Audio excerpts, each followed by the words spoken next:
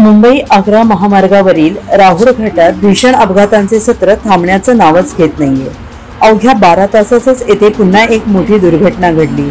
रात्री 7 वाहनांचा भीषण अपघात झाला आणि या दुर्घटनेत एका महिलेचा मृत्यू झाला असून अनेक प्रवासी गंभीर जखमी झाले आहेत। 18 जखमींना चांदवड येथील उपजिल्हा रुग्णालयात तर काहींना मालेगाव येथे उपचारासाठी नेण्यात आलं आहे।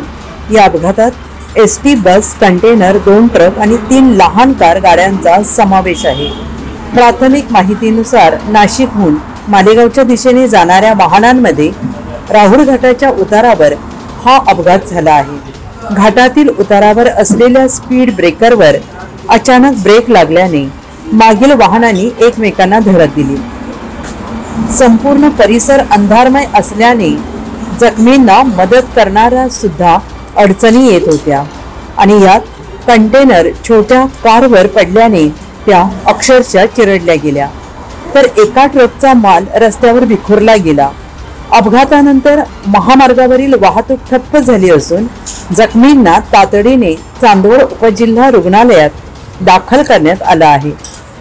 सकाळी याच ठिकाणी 3 वाहनांचा अपघात झाला होता आणि यात भरलेले सिलेंडरच्या ट्रकचा सुद्धा समावेश होता।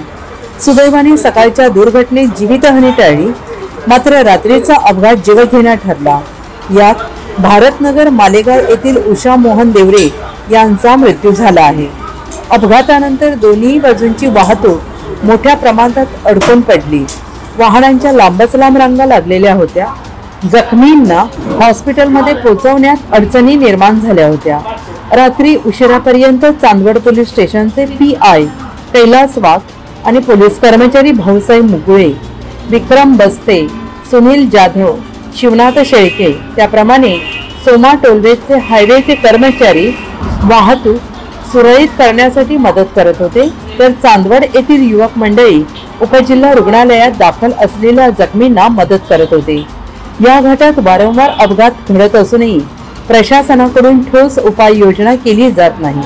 वाहन चालकांसाठी स्पष्ट सूचना, स्पीड ब्रेकरचे नियोजन, CCTV यंत्रणा आणि वेगावर नियंत्रणासाठी कठोर उपाययोजना करण्याची मागणी नागरिक आणि प्रवासी करत आहेत। प्रशासनाच्या दुर्लक्षामुळे हा महामार्ग मृत्यूचा सापळा ठरत आहे, असे संतप्त नागरिकांचे म्हणणे आहे।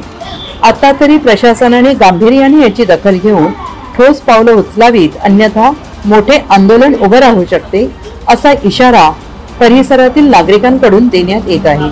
NCN न्यूज साठी सुनील अण्णा सोनवणे, चांदवड।